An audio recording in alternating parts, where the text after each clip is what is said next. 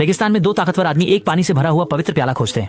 उसका प्यास से मरने वाला साथी बिना कुछ कहे उसे पूरा पीने को तैयार हो गया, लेकिन जैसे ही उसने उठाया, अचानक एक अप्रत्याशित घटना हो गई। एक अदृश्य शक्ति ने तुरंत उस आदमी को चूर्ण में बदल दिया। ये दृश्य देखकर छोटा काला अवाक रह गया, लेकिन वह फिर भी दृढ़ता से पवित्र प्याले की ओर बढ़ा। अन्यथा इस सुनसान रेगिस्तान में उसके लिए इंतजार सिर्फ मौत का रास्ता था। यह पानी जीवन की आशा भी है और अज्ञात का भय भी।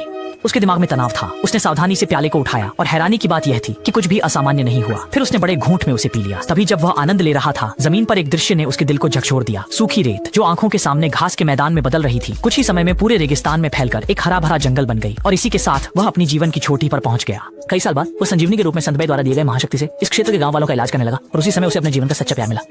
खूबसूरत लड़की का दिल जीतने के लिए उसने तुरंत अपनी विशेष क्षमता का उपयोग किया। उसने छोटे हाथों से इशारा किया और तुरही की फूलें पॉट से फटकर बाहर आ गईं और उसी चाल वाकई में सफल रही। जल्द ही उसने बेला की स्वीकृति जीत ली। थोड़े समय बाद दोनों ने अपने प्रेम संबंध को पक्का कर लिया और बेला के आने से छोटे काले की नीरस जिंदगी में एक नई जान आ गई। लेकिन जब वे प्रेम में पूरी तरह से डूब गए, तब खतरा चुपचाप पास आ गया, क्योंकि उन्हें एक नकाबपोश आदमी ने निशाना बना लिया था, जिसका उद्देश्य संतबे को वापस लेना था। लेकिन इस वक्त छोटा काला इससे पूरी तरह अनजान था। वह बेला को एक रहस्यमय वेदी पर ले आया और उसे एक जादुई प्रदर्शन दिखाया। केवल यह देखा कि छोटा काला पहले पवित्र प्याले को आग के ढेर में डालता है और फिर एक अत्यधिक नाटकीय इशारे में हाथ रखता है, जैसे किसी आत्मा को बुला रहा हो। फिर एक अजीब घटना घटी।